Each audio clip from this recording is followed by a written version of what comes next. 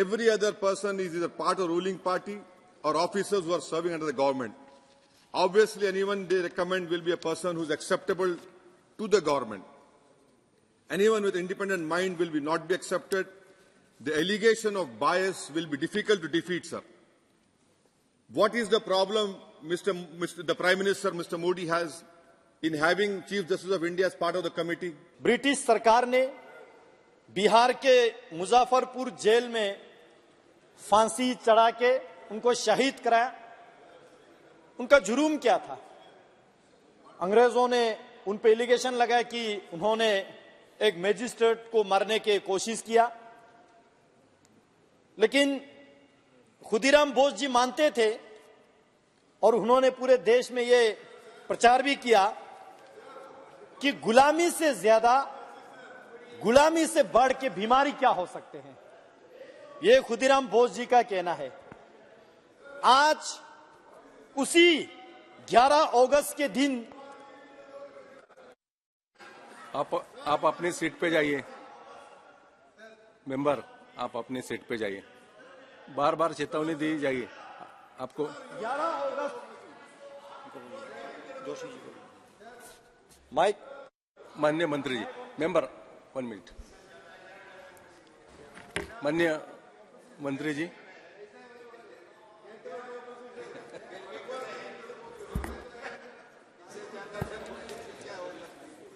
Sir, with your permission, I move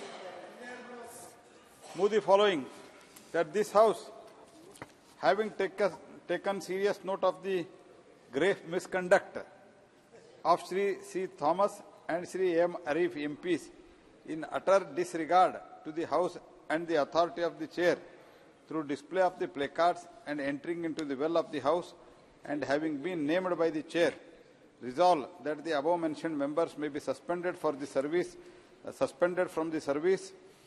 of the House for the remainder session under Rule 3742. प्रश्न है कि माननीय मंत्री जी द्वारा प्रस्तुत प्रस्ताव को स्वीकृत किया जाए। जो सदस्य इस पक्ष में वो हाँ कहे, जो सदस्य इसके विरोध में वो ना कहे। मेरे विचार में निर्णय हाँ वाले के पक्ष में हुआ, हाँ वाले के पक्ष में हुआ, प्रस्ताव स्वीकृत हुआ। चमन जी। सर, मैं सभापति जी मैं कह रहा था कि 11 अगस्त एक हमारे लिए ऐतिहासिक दिन है।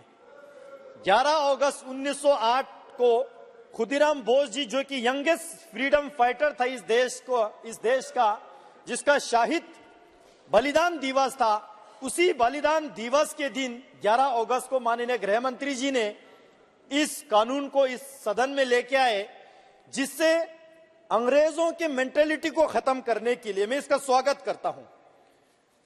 सर, इस नए बिल के माध्यम से हमारे जितने भी जो criminal justice system of India है, इसका पूरे का पूरा एक ओवरहॉल हो जाएगा और ये ट्रांसपेरेंट हो जाएगा, स्पीडी जस्टिस सिस्टम हो जाएगा, इंटीग्रिटी ऑफ एविडेंस हो जाएगा, लोअर पेंडेंसी हो जाएगा। ऐसे महत्वपूर्ण बिल पे सभी माननीय संसदगण ने बोला, और इस बिल को जब पार्लियामेंट्री स्टैंडिंग कमेटी को रेफर किया गया तो मेरा सौभाग्य रहा मुझे उस कमेटी का मेंबर होने का, कि मुझे उस कमेटी के जरिए भी योगदान देने का काफी मौका मिला।